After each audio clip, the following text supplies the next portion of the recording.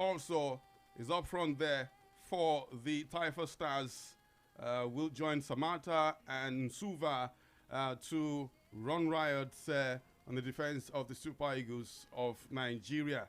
So there you go, the starting lineups for the two teams. But Jude, I mean, one or two of our callers earlier called in to say that they do not trust our defense. A lot of them predicted that Nigeria will concede. And if you look at the starting four, the back, Bright Osai Samuel, Shemi Ajayi, Calvin Bassi, Zaidu Sanusi, does that alleviate the fears of these Nigerians as far as our back line is concerned? Well, it doesn't dispel any fear at all, Kufre, to be honest with you. But, like I said, it's against the team that we're playing against, Tanzania. I think the most famous player in this Tanzania side is Samata.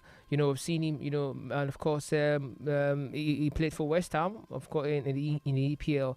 Currently does it for Lavere. I think he's the only one I know there. But I think we can go with that, with this backline against Tanzania, to be honest. And if they can score, like I said, let's see how the game starts. Let's see, when the game starts. 4-4-2, both teams, they approach. Quite attacking minded from both coaches. So I think it's going to be an interesting game. We've seen a couple of penalties awarded at this Africa Cup of Nations. We don't know if there are more than two now. But I know that the goalkeeper of Zambia saved one yesterday. The goalkeeper of Comoros saved one on the opening day. It's possible that there might be maybe one or two penalties in this game between Nigeria and Tanzania. Nigeria might just have one, but we've been told that the official penalty taker for the Super Eagles, the Africa Cup of Nations, is Victor Osimhen. Well, he's the big man, of course, the man leading the line for them, so it's expected, for him to do that. And I hope that we have players who can actually cost us, or bring us penalty. We have players. Big game, because this is the first game of the AFCON for us. The first game is very important every time, so we are happy to play this game here in Fes, and for sure we want to win this game. Yeah, the new boys they're just coming. They've blended so well with the help of the senior players, the staff, the manager. We're all football players, in respect of where we play, age, position we play. We're all football players, and we're here to represent the country. We're all focused on one goal, so which is important. And everyone, as I said earlier, everyone is in tune. Everyone is ready for this, and there's no senior player, younger player. We're just one group who is ready for the fight of the AFCON,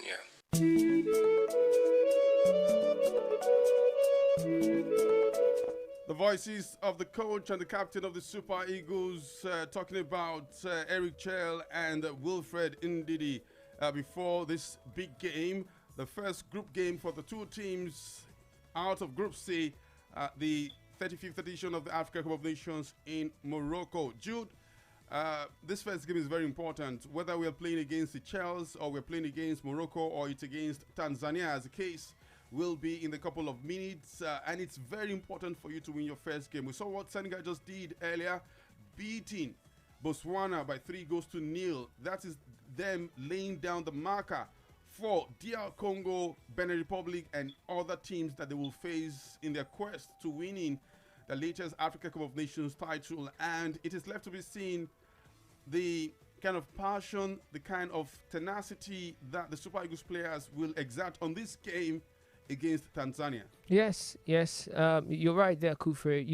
With the way the Senegalese played against Botswana, it's about making, an early statement and, not looking down on the opponent. Yeah, they spawned, a lot of chances in this game, 16 shots on target, and compared to none from the Botswana, So, yes, they've exerted, dominance in this game, and that's what we want to see, from the Super Eagles this evening against Tanzania, looking at both teams, looking at the quality, and, looking at, their status as well. So I think the Super Eagles, they've got the hedge here. They've got everything to go past these. If you are from the MPFL, sometimes they really look each other's face. But again, this is hoping that it's true, that the new players have really, really gelled in, and the old ones have really taken them in and showing them the way on how to go. But Jude, we had one or two callers during Champions Sport, and they are dispirited, they are discouraged, they are disgruntled, they do not trust this Super Eagles setup. Nigerians say they've had their hearts broken so many times because many times the Super Eagles players, this Super Eagles team has promised to deliver, and they have failed to deliver. And so many times it's been broken promises. And going into the Africa Cup of Nations in Morocco, day 3 now, they still don't trust this Super Eagles player. How do you think that this team, yes, 3-time African champions, the last time they won the AFCON was in 2013, 12 years ago, a dozen years ago. That's a long time ago. We've had how many editions of the AFCON since then? About 5. So, what can they do, starting with this game, to bring them back into the loving graces of Nigerians? Well, they have to play, and not just to play, to show dominance, to show, that they're here to win it. You can't blame the people who